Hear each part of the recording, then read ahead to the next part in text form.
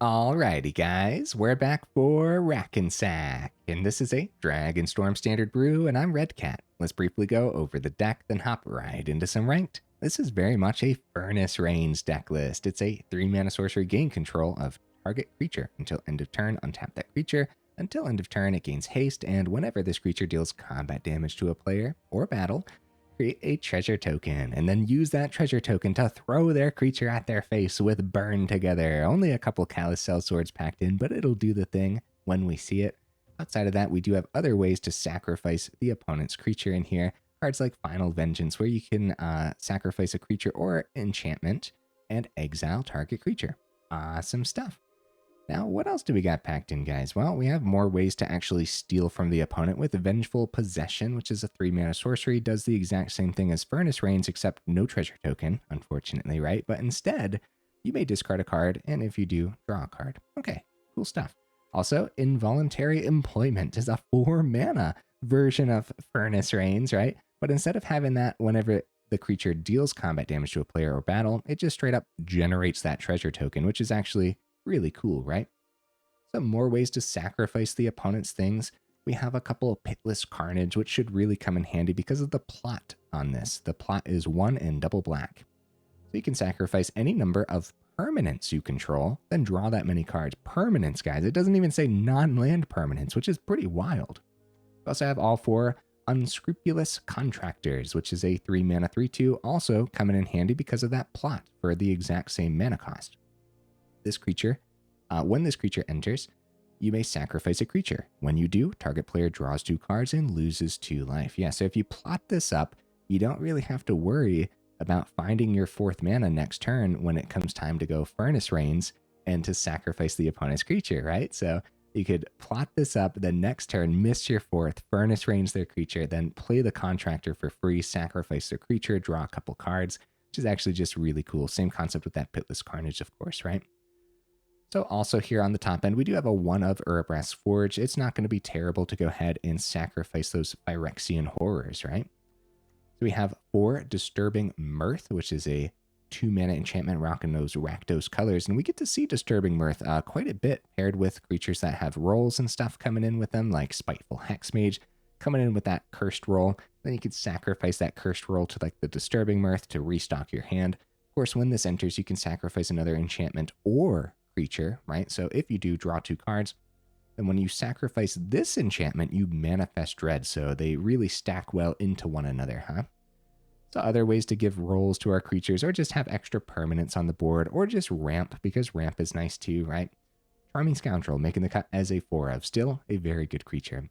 More removal, we got a couple Candy Grapples that we're trying out this time around, and we also have Desperate Measures too, which is a 1 black mana, instant speed, target creature gets +1/-1 until end of turn. Now, whenever it dies under your control this turn, draw 2 cards. Outside of that, if you're not doing that, maybe you're not popping a 1/1 Hexmage that has a cursed roll or something to draw to. Maybe you're just removing their Heartfire hero that they just played, right? That seems good enough to me. Yeah. How about we go over the mana base, then the honorable mention. So the mana base, real quick, guys. We have 3 Fabled Passage, 4 Blazemire Verge, and 4 Blackcleave Cliffs. So really opting for the early game here and hoping that the 6 mountains, 6 swamps, and the Fabled Passage are easy enough to power up the Verge to be an excellent Rakdos dual land. Outside of that, we can see that if we just treat the Verge as a black source, then all of a sudden we're heavily leaning towards the black mana in the mana base, which the deck list is already leaning towards anyways, so it kind of sort of works out nicely. Honorable mentions, Corrupted Conviction is a card I thought about, but this time around we're trying out Desperate Measures instead. Torch the Tower is a card I thought about. This time around we're trying out Candy Grapple instead. Beseech the Mirror could have easily made the cut, I would say, and Rankle's Prank could have been cool in here too. Looks like I have a Ruckus Theater over here just to talk about the mana base, I guess. Yeah, I guess Ruckus Theater could have made the cut, but I didn't want any tap land this time around because we're really trying to do the thing and do it relatively fast, right? We don't want to get too far into that mid game. So, okay, I do my dandiest to save the more in-depth discussion for the end of the video. So look forward to that. In the meantime, let's go ahead, take this into some ranked, see how we do.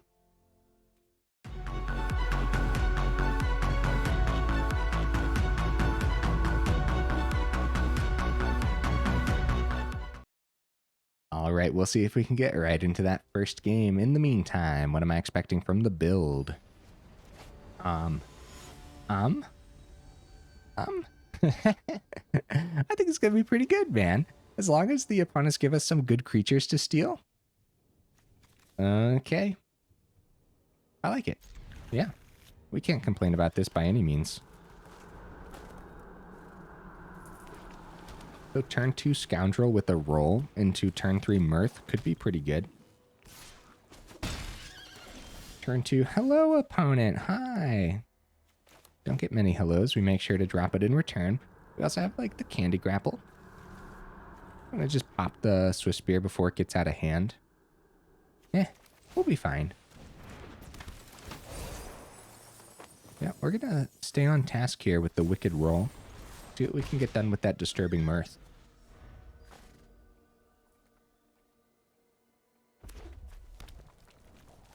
Okay, Quarry Steelcutter is it? Is very likely what we're up against, right?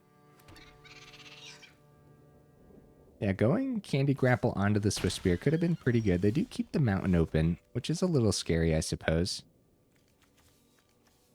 Okay, we can get the swamp down successfully here. We start with the swing, see if it actually gets through. There's a chance that they play a card to get the prowess, though. Rather just save the Swift Spear as... Or I'd rather save the Charming Scoundrel, that's not a Swift Spear, as a chump blocker when it comes time, right? Instead of losing it here. No, we can do this because we also have Candy Grapple open. I think we can cheese this 2 through quite successfully. Alright. Now Disturbing Mirth. Pop the Wicked Roll. Wicked Roll does 1 to them. Draw 2. Furnace Reins. Okay. And I'll tell you what, seeing a 1-mana card was really good there too. And we can plug the Curse onto the Scoundrel since it's already a 1/1.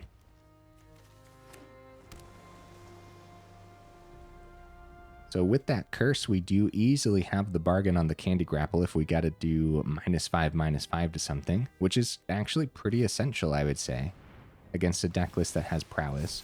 They go stock up. I assume they're looking for their Quarry Steelcutter.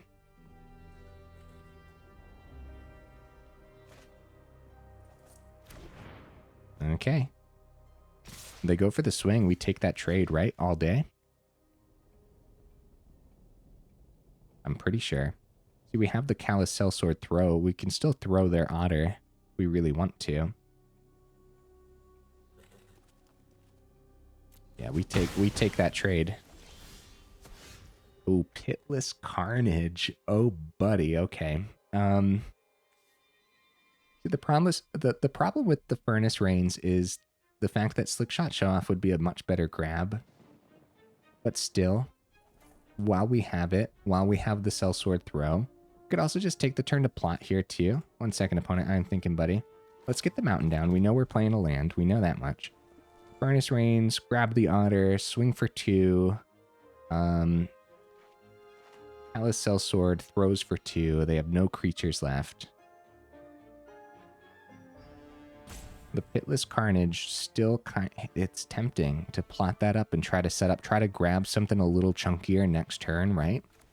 But I think I'm just gonna do it. I don't see a great reason not to. They drop the nice, and we get that treasure token. We do have 2 if we want to keep it open for like the Candy Grapple, but we throw 2 to their face. Their Otter is out of the equation.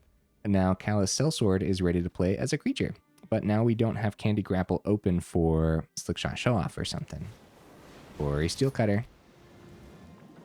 And opt.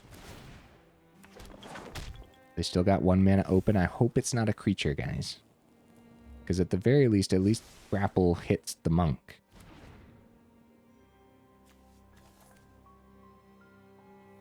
We'd like to keep the creatures off the board, but Steelcutter just continuously producing them for them every single turn too.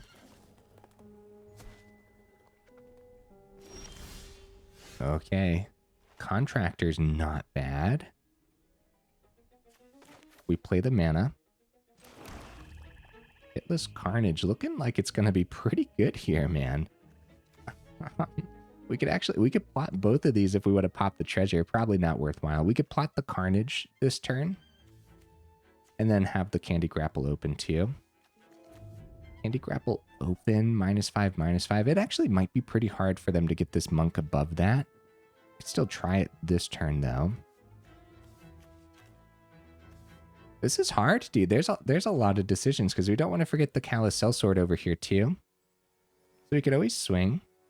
But I want to keep the Cursed Roll for the Carnage. So I think we're going to maybe just play the Carnage for 4 mana. Would that be okay? Like, we don't have to plot it. We could just go for some card draw. Draw 3. Keep the treasure. 2 mana open for the Candy Grapple. Hit that. We could also just draw 2. Spell Pierce we get around with 2 mana. It is going to be that Spell Pierce, guys. We let them counter it, hit the Candy Grapple on the monk.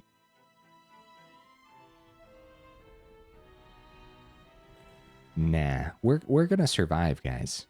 We're going to survive. I'm going to pay this 2. And we're going to draw. And we're going to risk it all.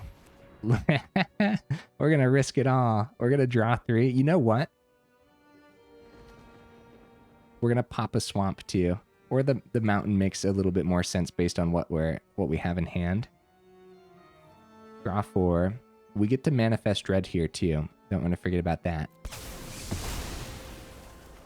All right. Yeah, now we're talking. Oh, that's a lot of mana though. All right. Contractor, I guess. That's a lot of mana we just drew. Oh dear. Fabled Passage helping us thin the deck list though.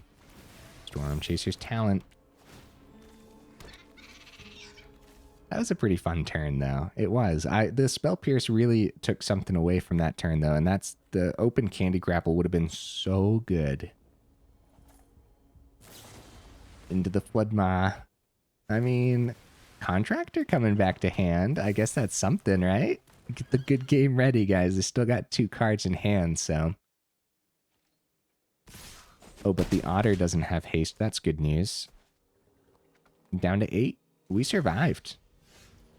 Disturbing Mirth. All right, so we're going to want to start with deck thinning on the Fabled Passage. Grab a mountain. That's fine, even though we have a mountain in hand too.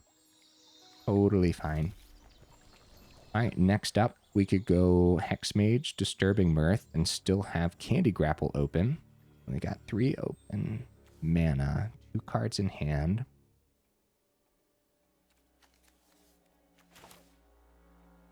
We don't want to forget the Callous Sell-Sword too. I want more card draw, I guess. That kind of makes sense. Vengeful Possession is pretty decent. More mana is not. So the question is, Callous Sell-Sword as a blocker or Candy Grapple? Probably Candy Grapple. The other question is, do we do it on our turn or do we pass it? I'm pretty sure it's okay to pass since we can pop the Disturbing Mirth as a little surprise to the bargain, and -5/-5 should still hit whatever they're doing with their boost spells, which they didn't have last turn. In other words, we could have seriously died going down to 8 if they had just a couple boosts. Oh, what did they grab here, guys? Oh, that's terrible news. Oh no, they have so much mana open too. I guess they could grab whatever they want. They go for the opt though. They want to try to power up another monk, which makes a lot of sense. Okay.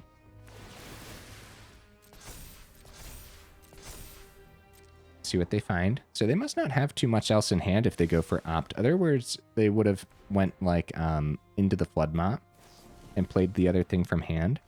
So there goes the Quarry Steelcutter. Powering up the other monk, giving it haste. That's a lot. That's a lot to deal with, man. So we're going to go -3 on one of the monks, I guess. It doesn't matter too much which one. Oh. Yeah, no, we still want to bargain because of the Mirth. So we let them swing. So we still want to bargain. The one that's equipped to it doesn't really matter. We could easily let that one go through, I suppose, right? Or we could block it with this 2-1. Okay, it doesn't really matter which one we grab here. I guess we'll grab the Pitiless Carnage. Like I said, doesn't really matter too much. Okay. Into the 3-3, into the 2-2, take 3, but then we don't have any creatures on the board. We could take 5 down to 3 and just like, we could easily die next turn. The Contractor not doing too much here. Our hand is packed full of lands. I think we need to chump while we have the chump, or trade in this case, right? Another Contractor's pretty bad news, guys. So we're going to continue to thin the deck list.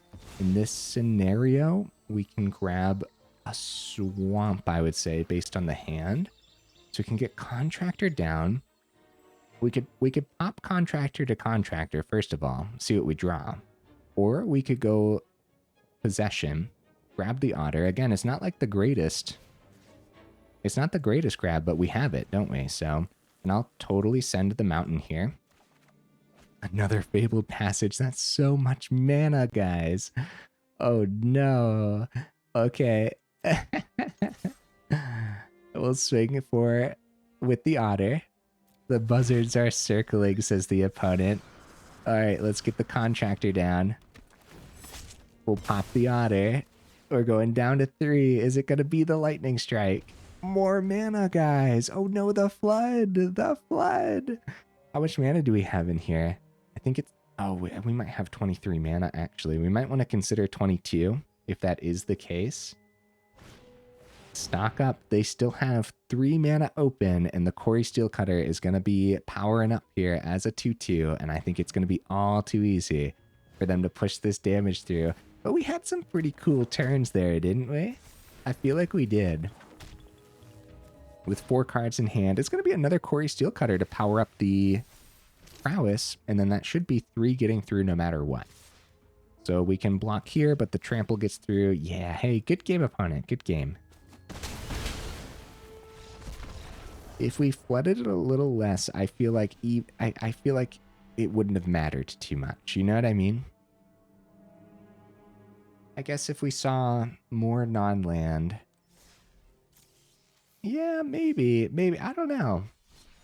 Also, I didn't have to steal that early Otter. We could have waited for a better steal, but there really weren't many other better steals, right? They never played the Slickshot Show-Off or anything fancy like that, so I don't know. That's one to go back and watch, actually, because there's probably a lot of optimized plays that I missed out on throughout that whole thing. Or at the very least, we can go back after the fact, right, in hindsight, to see what could have done better. Opponent goes first. I don't mind this hand. Desperate Measures probably would have been pretty good in that game.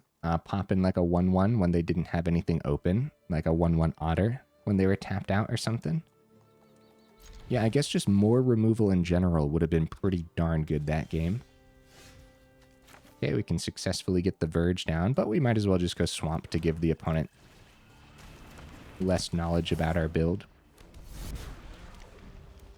Charming Scoundrel into a Wicked Roll on the Hexmage is a pretty aggressive second turn if we can pull it off. I'd say it would be worthwhile too, right? Wicked Roll. Let's give it a shot. Swing for 5. And Elspeth Smite. Oh, Ride's End. Okay. So we do still get a little bit through here. We actually didn't end up losing too much overall in that swing. Sage of the Skies. Okay. That is pretty good, opponent. It stops our swing. The life gain is significant. But we're going to try to take it next turn and sacrifice it. We also had Desperate Measures this turn if we wanted to pop the Scoundrel to draw 2.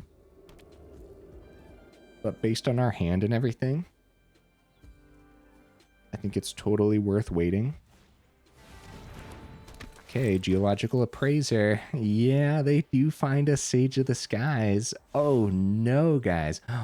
Oh, unless that's all they could hit, right? With the Ride's End being 5 mana. I wonder what else is in this build.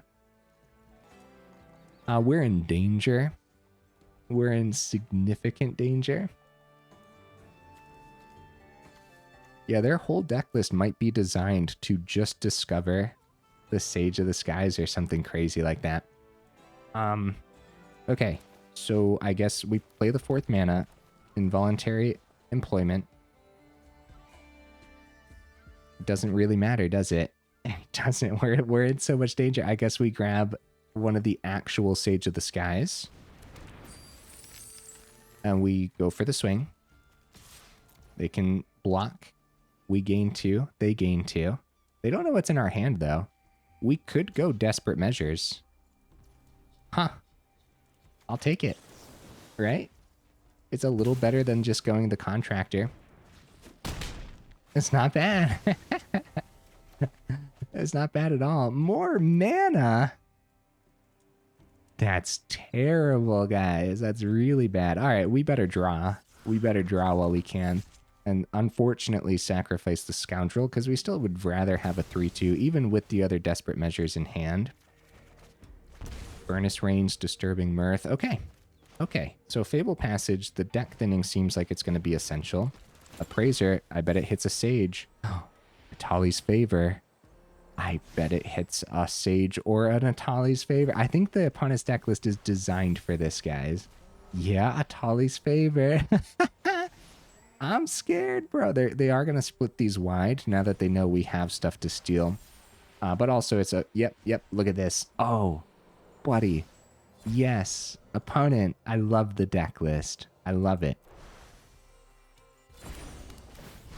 Discover builds just waiting to be broken, and here we are, man. This is really cool. And now the Atali's Favor will probably find a Sage, since that was all of their Atali's Favors, right? I mean, how do we... I don't even know how we would begin to keep up with this.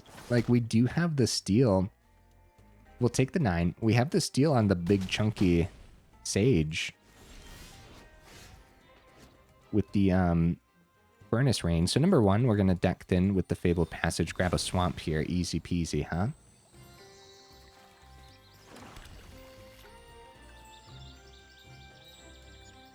Furnace Reins. We don't, unless the Sage of the Skies actually gets through, we don't have the extra treasure to sacrifice the Sage of the Skies. It does have Trample. They'd have to double block.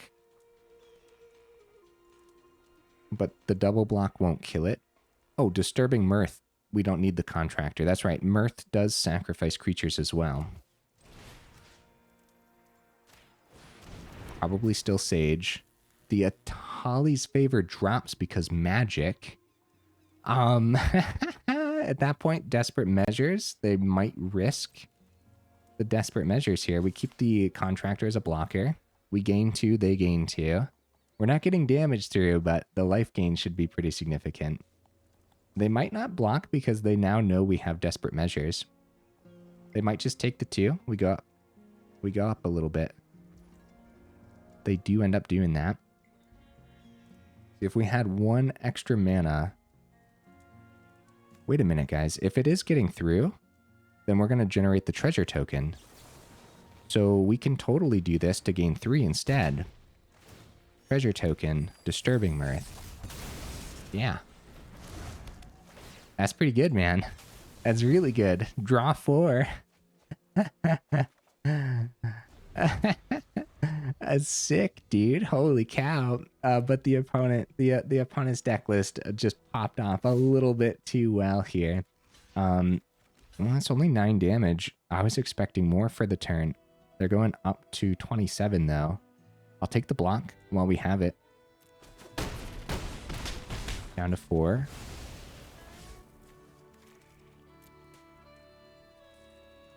Are we okay? We're okay.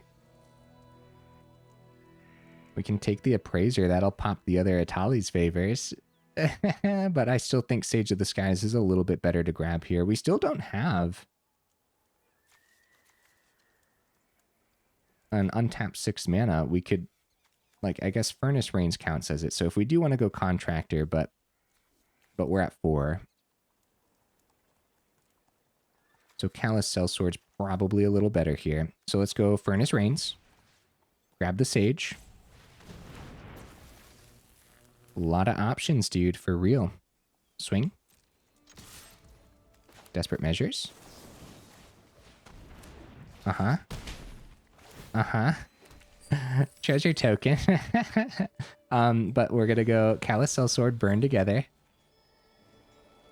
We could pop their creature. That makes a little bit more sense here, right? Back up to 10. Draw 2. And Final Vengeance. Now we're talking, dude. Now we're talking. Oh my goodness. Manifest Dread. I guess it doesn't really matter here since neither's a creature, right? So we'll just grab that. Grab the land. Tali's Favor's out of the equation. I cannot believe it, dude. Holy cow. Holy cow. How much value did we just gain? I mean, Overlord. Wow. That's good. That's good. Okay, well, okay, we really need to thin this deck list with this final Fabled Passage. Grab a Womp is fine based on the hand, right? So, okay. Okay. Give me 1 second, opponent. I'm thinking, buddy. So Contractor could pop like a Scoundrel. We could go Scoundrel, Wicked Roll onto the face down. Still have a double block, which they would not mind. But Wicked Roll on the card that we're swinging with is still pretty good. Treasure Token wouldn't be bad too. But we have so much mana. Charming Scoundrel, Wicked Roll, 5 mana open. Actually, I'm going to send the Blackcleave Cliffs over the Wicked Roll. That makes a little bit more sense right now based on what I'm trying to do here. And now we're going to draw with the Contractor by popping the Scoundrel. Or we could let the blocks go through first. They might not block, but I'm pretty sure they do. So we want to start with the card draw. Okay, pop the Scoundrel. Draw 2. Down to 8. Callous Sell-Sword. Okay. Okay, so we have the other Callous Sell-Sword, which will be a 3/3. But now we start with the swing, because if they do trade, the Callous Sell-Sword will come in as a 4/4. Right? So, swing. And they don't know what's in hand either. So they do just take the 2 here. Putting us on a little bit of a clock. Callous Sell-Sword comes down as a 3/3. Can we pull this back, guys? That's the question. I think number 1, Scoundrel gonna go for the discard on more land next turn. We need to find removal for these 2/1s. Oh. Oh. That's bad news. Oh, wow. Furnace Rein. That's good, but we don't... Wait, we do. We have the Callous Sell-Sword. Oh my goodness, dude. So we're gonna have to Callous Sell-Sword one of the insects just to survive, though, unfortunately. So Verge can come down. Furnace Reins, grab the 5/4. It's gonna be a good swing, dude. It's gonna be a very good swing. Wait. We go everything, right? They're at 26. Wicked Roll onto the face down card is probably fine. Holy cow, that's a chunk of damage. Holy cow, dude. Down to 11. It's too bad the Callous Sell-Sword isn't wrapping it up this turn, but yeah, like going 5 to their face. But yeah, we have to take out an insect for survival. And then we can play the Callous Sell-Sword. And you know what? I don't know if they have board wipes, but we probably shouldn't play the Spiteful Hexmage just in case, right? Because I guess this could be a Sunfall style deck list, which would actually be horrible for us. Oh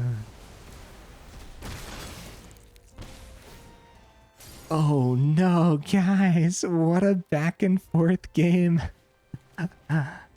Oh no. That's so bad. Oh man, holy cow, I'm pretty sure. So Overlord's powering up at the end here, but they can also power up the 6. Oh, Steel Seraph too. What a fun match. This was really fun. I can't even be... Wow, Final Vengeance. Holy cow. Final Vengeance is really good. But so we have to pop this in the air. Other words, it just gets in the air, right? But then we'll need 2 chump blockers on the ground for the Overlords. I mean, just an incredible back and forth. We can't even be upset about this. So we have 2 chump blockers on the ground, but then they generate 2 in the air. We're gonna try our best to survive, but I think just spot removal ends this, right? Quintoris. Okay, that's a problem. Let's see what they discover. An Appraiser, but they should be out of 3 mana cards, right? Didn't they see all of them already? All 4 Atali's favor. No, they have 1 more Sage of the Skies in the deck list, guys. Right? Yeah. Oh, crap. Okay, opponent, what I need you to do is, oh, Quintoris ability. Crap, dude. I was gonna say, opponent, just drop a Sunfall for me, okay? I think we had a real chance. That was crazy, man. That was crazy. What a good game. Yeah. One more. Guys, while I have you here in the middle of the video, I hope I didn't already say it in this video. Sometimes when I record multiple videos on the same day, I always forget, but either way, I hope I'm not repeating myself. Down in the description, we do have that Discord link as well as that Patreon link too, if you're interested in joining either of those up or supporting the channel that way. And also for the YouTube side of things, guys, if you like the video, make sure you actually drop it a like. And if you enjoy the channel, then consider subscribing because it really does help out the channel. So thank you. Opponent goes first. I don't really like the hand because Mirth is the first thing we play and we don't have anything to sacrifice, but we're on the draw. There's a lot of things we could draw into that would work well here. And I think it's fine. We could mulligan though. This could be considered a mulligan style hand for sure.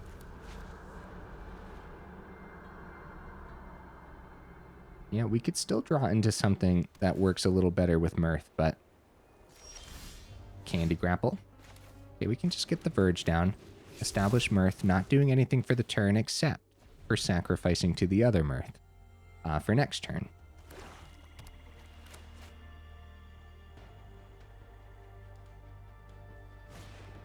Warden of the Grove. I think we might want to pop that with the Candy Grapple. Or Callous Sell-Sword was really good, huh? Okay, that's my Warden now.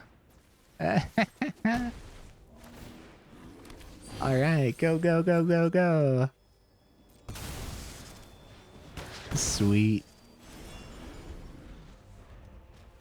The problem is, like, you really, like, fully invest into those plays. There's not a lot Deep Cavernback can grab here that'll be successful, so they might just grab the Disturbing Mirth to guarantee that we have to go removal next turn. The Candy Grapple might actually be better, though, because Final Vengeance, we still have to sacrifice the first Mirth, but... Well, no, we'd go Mirth, then Vengeance, and then we'd have 2 manifested creatures on the board. That is a little bit better, I guess, but... So... Yeah, Candy Grapple's the best bet to get the Mirth back, then the Mirth play is the best bet, right? They don't know we have the Verge, and we don't have to play it here. We can play the Swamp, that's fine. Yeah, Candy Grapple. And I guess we don't bargain, because we want to make sure the Mirth pops the first Mirth, so we can actually get the card draw. Now, if they have another bat, then they take the Vengeance quite successfully. Urabrask Forge could be huge here. Okay, we just grab the land. Yeah, Urabrask Forge could be really, really good. They do have a cut down for the 2/2. They pass it back. Furnace Reins. Now we can get the Verge down. Actually, it probably would have been pretty good for them to actually play a creature, so we could have sacrificed the other Mirth to the Final Vengeance, but Final Vengeance is sorcery speed. That's worth noting. I'll play the Callous Sell-Sword as a 2/2. I don't see a lot of reasons not to here in our main phase 2. Like, we could try to wait till it gets some counters on it too, but nah. Just establish the creature. They do have a go for the throat. Okay. Abzan colors over there, and Abzan should know how to take care of artifacts and enchantments quite efficiently. Okay, they do take care of the Urabrask Forge. Like I said, it was pretty good. Oh, I shouldn't have sent that mana, guys. I shouldn't have. Or I shouldn't have played it. I should have sent it, is what my brain was trying to say. Yeah. That's okay. That's okay. A 2/2 Charming Scoundrel is still pretty good, and having a lot of open mana could be excellent with all the extra card draw that we actually have packed in too, so... Sinkhole Surveyor. And now we send the other cliffs when it comes time, right? But without having another creature to target, we don't actually have a way to sacrifice on the Furnace Reins. So I guess we could sacrifice the Mirth to exile the creature that we steal. We endure the extra spirit. Mirth generates. That's not very good though, is it? It's not. There's probably I'm sorry, opponent, dude. I'm taking my good old time over here, huh? I'm going to save the other cliffs in case we find more scoundrels. They know we have the Vengeance. It's better just to play Vengeance, pop the Surveyor, right? Get a 2/2, see what we get underneath the Mirth. There's more land, which is fine. That's a great form of deck thinning, honestly. And then keep everything else in hand. Opponent's down to 9. See if they find their 4th here. With Abzan colors, I'm pretty sure they want to find their 4th. Sunslayer's pretty good, man. Wow, Disturbing Mirth off the top is wild business, huh? That's my Sunslayer now, by the way, opponent. And then also, better swing. I guess card draw, right? Yeah, nothing else we can do. See what we see. Wow. Contractor, guys. Holy cow. Holy cow, dude. Here you go. Have a couple cards, opponent. That's fun, man. That's fun. Holy cow. Dude, am I crazy, or is there like something serious packed in this list? Like you should look at this and say, "Wow, that's pretty janky." What a silly little thing, taking creatures from the opponents, right? But holy cow, when it does the thing, it does the thing. Guys, here's the deck list again. Guess what? We made this over on the Twitch channel. We made this together. It was a blast. Guys, somewhere down in the description or somewhere, there will be a button to Twitch. If it's not like a full link in the description, it might just be like a little Twitch symbol, or maybe for these ones where I play the Twitch built decks on YouTube, I'll put it in the comments maybe. I haven't really decided yet. Either way, I haven't brought it up at the beginning of the videos yet because I don't really have a schedule for streams. So once I get a schedule, maybe I'll start bringing it up a little bit earlier or something. Either way, how freaking cool is this? Classic rack and sack, but we're stealing the opponent's things. We got 8 cards in here that's stealing from the opponent, and Furnace Reins happens to be a really freaking good one, man. The fact that you get that treasure token if it gets through, and it's so easy to actually get it through too, because you just got to plan around the opponent's other creatures, which happens to be fine. Desperate Measures, really good in here. Really good. There's moments where you just don't mind at all popping a 1/1 Scoundrel. Scoundrel already did its job. Maybe it put a wicked roll elsewhere. Maybe you generated some ramp with the treasure. Maybe you traded out a card, found a better card. Scoundrel's done. It did its job. Pop it with the Desperate Measures, draw 2. The Contractor, as a 4 of, is more cards draw as well. And as you guys saw, a little bit of burn for the opponent too. It helps us get there if they're 2 or less. And then Pitiless Carnage, also card draw, so just keeping our hand incredibly stocked up. Now, how are we sacrificing the things that we steal from the opponent? Final Vengeance is going to be one way to do that. Bargain on Candy Grapple, but remember, bargain is artifacts, enchantments, and tokens. So sometimes you'll take an artifact creature from the opponent, that'll work. Sometimes you'll take a token from the opponent, and that'll work, right? So we'll kind of consider Candy Grapple as a way to sacrifice the opponent's creatures. Disturbing Mirth, of course, and the burn together side of Callous Sell-Sword too. And then outside of that, just making sure we have extra enchantments to sacrifice to the Disturbing Mirth. Outside of the Mirth itself is going to be the rolls on the Scoundrel, the rolls on the Hexmage, and then generating some extra value every now and then with extra creatures to sacrifice of our own. It's going to be the Forge, and then the Forge only increases power. They'll always have the 1 toughness, so these will also be excellent ones to pick up with the final, with the Desperate Measures. There it is. Desperate Measures should pair beautifully with the Forge, and then if you're not using Desperate Measures for any other reason, maybe you pop one of their 1 toughness creatures instead. Seems excellent in here. This was actually one of the main suggestions that was on Twitch from you guys to add to the deck list, where if I didn't have this suggestion, I would have just played Corrupted Conviction instead. But Desperate Measures was really sick in here, right? Like, this was good. It just works. It works in these deck lists that have a lot of 1 toughness creatures, or the potential for 1 toughness creatures and everything too.